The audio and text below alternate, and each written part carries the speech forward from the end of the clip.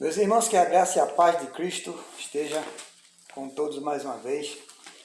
E nós estamos aqui para dar continuidade no estudo da Carta de Tiago.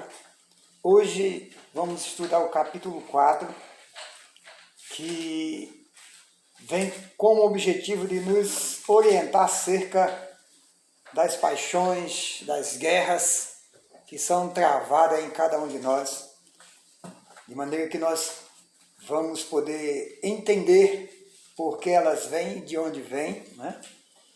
E também vamos aprender no segundo tópico sobre nos humilharmos diante de Deus, para que Ele esteja cuidando de nós, nos direcionando.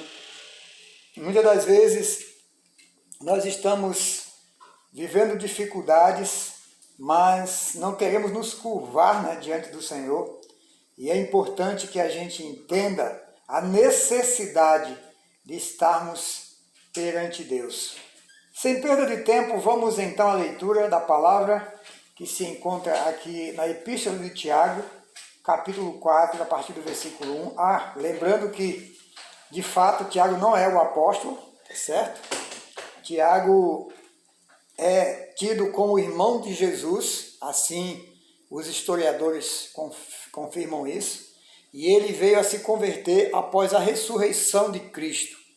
Então, Tiago não é o apóstolo, um dos escolhidos diretamente por Jesus e comissionado, né? Porque o apostolado tem a ver com isso, aqueles que são comissionados, foram enviados para uma missão, tá certo? De uma vez por todas, vamos tirar essas dúvidas aí. Tiago, que escreve essa carta, não é o apóstolo, é o irmão do Senhor que se converte após a ressurreição de Cristo. Vamos ler, então, este capítulo 4, que diz assim: De onde vêm as guerras que pelejais entre vós? Porventura não vem disto, a saber, dos vossos deleites, que nos vossos membros guerreiam? Cobiçai e nada tendes, matais e sois invejosos, e nada podeis alcançar. Combateis e guerreai, e nada tendes, porque não pedis. Pedis e não recebeis, porque pedis mal, para gastardes em vossos deleites. Adúlteros e adúlteras, não sabeis vós que a amizade do mundo é inimizade contra Deus? Portanto, qualquer que quiser ser amigo do mundo, constitui-se inimigo de Deus. Ou cuidai vós que, em vão, diz as Escrituras, o Espírito que em vós habita tem ciúmes.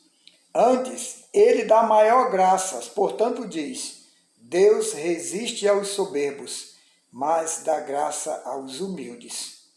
Sujeitai-vos, pois, a Deus, e resisti ao diabo, e ele fugirá de vós. Chegai-vos a Deus, e ele se chegará a vós. Limpai as mãos, pecadores, e vós de duplo ânimo, purificai os corações. Senti as vossas misérias, e lamentai e chorai. Converta-se o vosso riso em pranto, e o vosso gozo em tristeza. Queridos, nós estamos diante de assuntos aqui um tanto melindrosos, né? Mas vamos aqui passo a passo. Primeiro, Tiago diz que as guerras, as lutas, né, que enfrentamos, elas vêm, né, dos nossos próprios deleites, que guerreiam entre nós. E ele faz uma série de observações que nós precisamos estar atentos para entender. Ele diz, cobiçai e nada tendes, matais e sois invejosos, e nada podeis alcançar. Combatei e guerreai, e nada tendes, porque não pedis. Pedis e não recebeis, porque pedis maus, para gastardes com os vossos deleites. Muitas das vezes nós realmente vivemos um verdadeiro combate, porque estamos em luta com nós mesmos, mediante ansiedades, mediante preocupações, desejo de alcançar determinadas coisas. E às vezes queremos que Deus nos abençoe com essas coisas e elas não vêm. E isso acaba nos deixando um tanto preocupados ou até mesmo perturbados, né? E acaba que nós travamos uma guerra dentro de nós, tá certo? Nós não podemos esquecer de maneira alguma que em meio a tudo isso também existe um inimigo sagaz que se aproveita desses momentos de fragilidade até para nos seduzir, para nos tentar e até para nos fazer duvidar de que Deus nos ama, de que Deus cuida de nós e de que Ele realmente nos dá atenção. Né? Quando estamos com o coração aflito, amargurado, quando estamos muitas das vezes ameaçados a acreditar numa desilusão, a querer acreditar que estamos sós e que nem mesmo Deus liga para nós. Isso com certeza é um momento oportuno para que Satanás se aproveite e comece a enviar pensamentos negativos em nossas mentes. E aí a guerra torna-se ainda maior. Mas o que a palavra aqui nos orienta a fazer? Que nós devemos nos humilhar diante de Deus. Por quê? Nós precisamos nos humilhar diante de Deus porque sem Ele nós não somos nada. Nós não alcançamos as coisas porque somos bons naquilo que fazemos. Nós não alcançamos as coisas porque nós temos recursos para isso. Nós alcançamos as coisas primeiramente porque Deus nos dá vida. E segundo, porque Ele nos deu inteligência. E em terceiro, Ele nos dá condições de obter os recursos. Então, logo tudo vem de Deus. E em quarto, se Ele simplesmente quiser, nada podemos fazer. Então, o melhor a fazer é sermos humildes, reconhecer a dependência que temos do Senhor em todos os aspectos, mesmo quando nós somos cheios de recursos, mesmo quando nós somos cheios de sabedorias, cheios de conhecimentos, nós precisamos entender, aceitar o fato de que tudo isso vem do Senhor. Ele quem nos proporciona. Então, queridos, sejamos humildes diante de Deus, como diz aqui o texto. É isso? O versículo, cadê, deixa eu ver aqui, o 6. Sujeitai-vos a Deus e Ele, sujeitai-vos a Deus, não é bem o 6, é o do 4 em diante, ó. Adúlteros e adúlteras, não sabeis que a amizade do mundo é inimizade contra Deus? Portanto, qualquer que quiser ser amigo do mundo, constitui ser amigo de Deus. Ou cuidais, vós que, em vão a Escritura, diz a Escritura, o Espírito que em vós habita tem ciúme. Antes, ele dá maior graça, portanto, diz, Deus resiste aos soberbos e dá graças aos humildes. Então, quando alguém se ensoberbece e acha que o que é e o que tem é por sua própria capacidade, né, ou por seus próprios meios de alcançar sua habilidade, esse é considerado como um soberbo. E Deus resiste a essas pessoas. Porém, Deus dá graça àqueles que se humilham, aqueles que... Aí faz a gente lembrar até as palavras de Jesus lá em Mateus, capítulo 5, quando ele diz, bem-aventurados os pobres de espírito, não é? Porque não é no sentido de você ser aquela pessoa, como é que se diz, pessimista, que pensa tudo negativo e que não entende as coisas muito bem. Não é nesse sentido, é no sentido de ser uma pessoa que não confia em si própria. Uma pessoa que não tem essa autoconfiança, mas que deposita no Senhor toda a sua esperança, porque só Ele é a razão de nós existirmos. E o versículo 8 diz que nós devemos nos chegar, né, a Deus, porque Ele se chega a nós quando nós nos chegamos a Deus. Nos faz lembrar também Jeremias 29, né? 29, versículo 11 diz: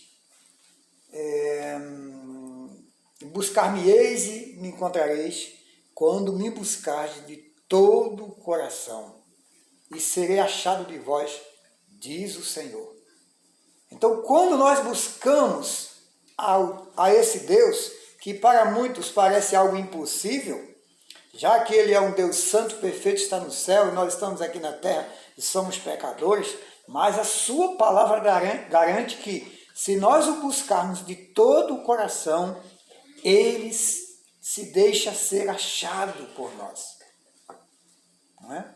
E ainda em Jeremias 33:3 ele diz: clama a mim e responder-te-ei e anunciar-te-ei coisas grandes e ocultas, ou coisas grandes e firmes que não sabes.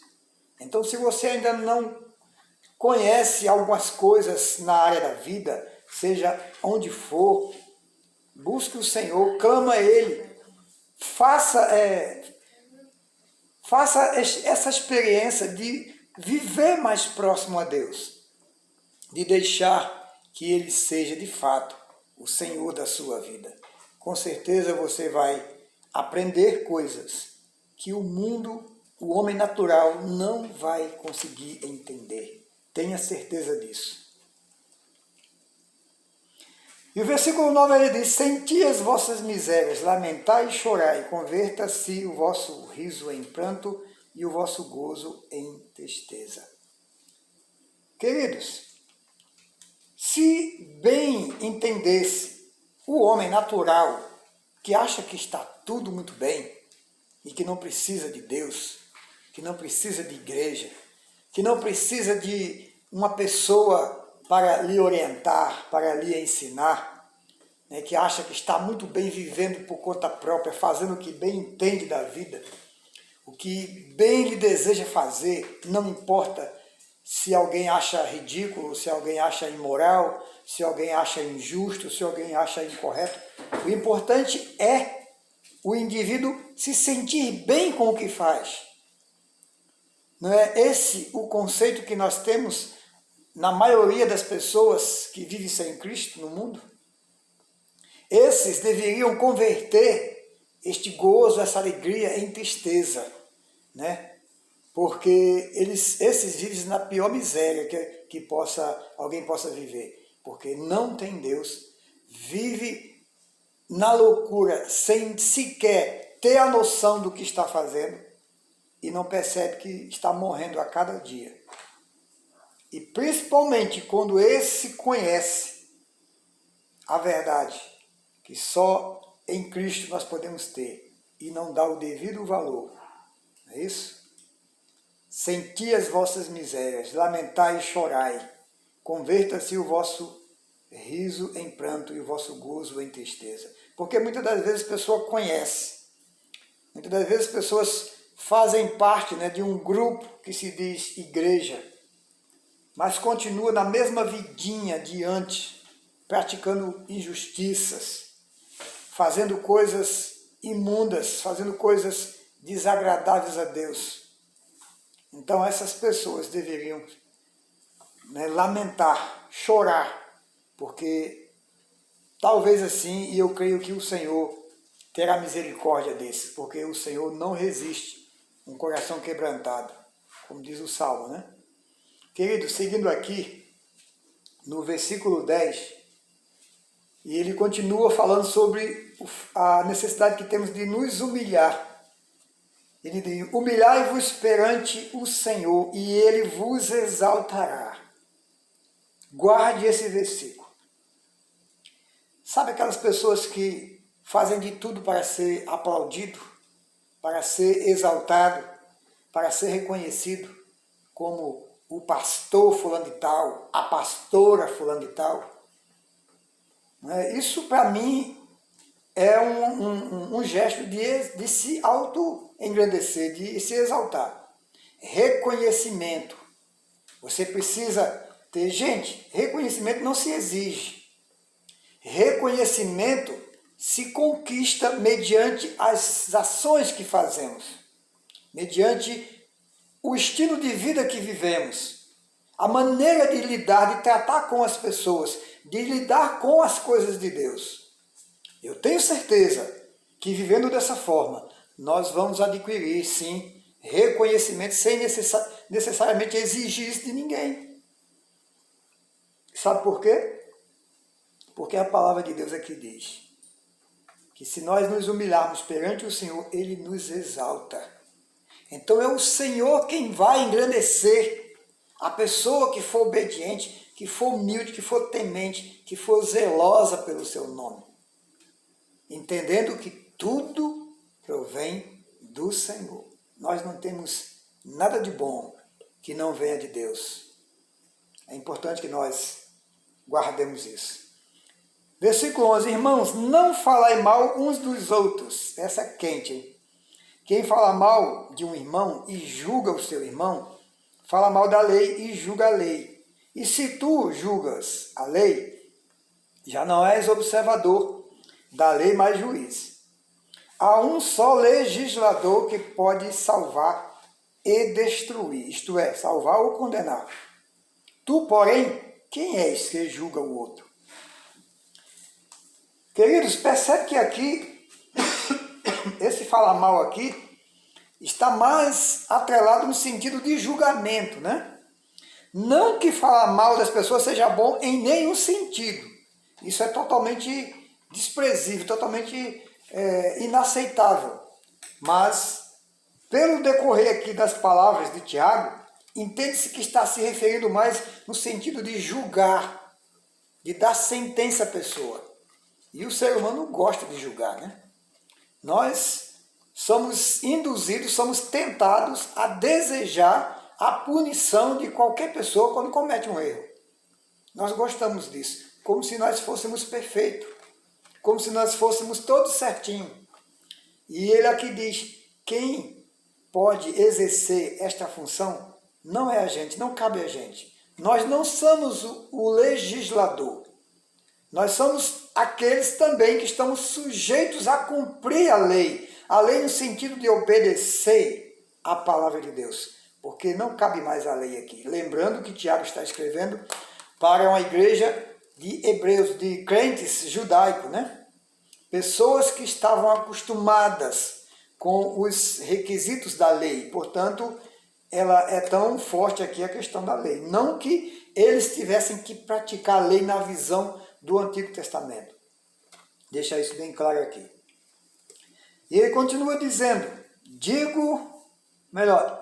versículo 3, uma outra advertência para a gente sobre confiar somente em Deus e não nas nossas expectativas. E agora vós, que dizeis, hoje ou amanhã iremos a tal cidade e lá passaremos um ano e contrataremos e ganharemos. Digo-vos que não sabeis do que acontecerá amanhã. Porque o que é a vossa vida? É um vapor que aparece por um pouco e depois se desvanece. Em lugar do que deveres dizer, se o Senhor quiser, e se vivermos, faremos isso ou aquilo. Mas agora vós, gloriai em vossas presunções. Toda a glória tal como essa é maligna. Aquele, pois, que sabe fazer o bem e não faz, comete pecado. E ele encerra, né, com um versículo que parece até estar desconecto com tudo que já ouvimos. Mas não está. Porque se nós observarmos tudo que o Tiago aqui ensinou, acerca de sermos humildes, de não falar mal do irmão, de não querer julgar ninguém, tá certo? Nós estamos obtendo uma orientação sobre fazer o que é certo, fazer coisas boas. E se nós não fizermos? Nós estamos pecando. E não se resume apenas a isso aqui. mas em todos os sentidos da nossa vida. Aquilo que for importante, que for bom para fazer aos olhos de Deus, a gente sabe, tem condições de fazer e não faz, nós estamos pecando. Então, querido, que nós possamos nos deixar guiar pelo Senhor. O amanhã não pertence a gente. Nós costumamos fazer planos, sim. É um hábito nosso, é normal nosso, né? Planejar o ano, até mais de um ano pela frente. A gente nem sabe se está vivo um minuto depois do que no momento que a gente está falando ou pensando. Mas a gente tem, né, por natureza, o hábito de planejar as coisas. É pecado planejar? Não. Desde que você reconheça a direção de Deus diante de tudo, inclusive da sua vida. Se o Senhor quiser, como o Tiago que diz, não vai falando apóstolo, né? Se o Senhor quiser e se vivermos, faremos isso ou aquilo. Tudo depende da vontade de Deus. Por quê? Porque Ele é o Senhor. Nós só vivemos porque Ele quis que vivêssemos. Ele incluiu a mim e você no plano de existência. Olha quantas pessoas há no mundo. Hoje são quase 8 bilhões, né, de pessoas, já morreram muito aí com a Covid, né, e outros casos também, mas gira em torno entre mais de 7 bilhões de habitantes no mundo. Sem contar os milhões e bilhões que já morreram, né, desde o início da humanidade até aqui. Mas, se Deus quisesse, ou se não quisesse que eu e você existisse, o que seria de nós? Simplesmente nada, não existíamos. Mas estamos aqui, passamos por diversas dificuldades. Eu, por exemplo, quase morri logo nos primeiros meses de vida, segundo conta minha mãe. Estou aqui porque Deus quis que eu vivesse, e com certeza por um objetivo. E não é fazer mal, tem que ser fazer o bem. E logo, se eu não faço o bem, eu estou pecando. Entende? Então nós precisamos confiar tudo a Deus. O que vamos fazer, aquilo que nós planejamos, vamos confiar ao Senhor, porque se Ele quiser, faremos. Do contrário, nada poderá ser feito. Queridos, humilhai-vos diante do Senhor. Seja humilde diante de Deus. Não fale mal do seu irmão. E planeje as coisas sobre a direção e dependência de Deus. Porque a sua vida, a minha vida, é como um vapor. Estamos aqui hoje, com toda a saúde, com todo o vigor, cheio de sonhos. Mas amanhã podemos não estar mais. Confiar no Senhor, viver para o Senhor, é o verdadeiro sentido da vida. Fora isso, é tudo ilusão. Guarde isso. Fora a presença de Deus, é tudo ilusão. E para viver na presença de Deus, precisa viver de acordo com a sua palavra. Que Deus te abençoe. Que o Senhor conceda a todos nós mais temor e mais capacidade de nos render a Ele, para que Ele seja Senhor das nossas vidas e que nós possamos viver para a honra e glória do Seu nome. Até a próxima, em nome de Jesus.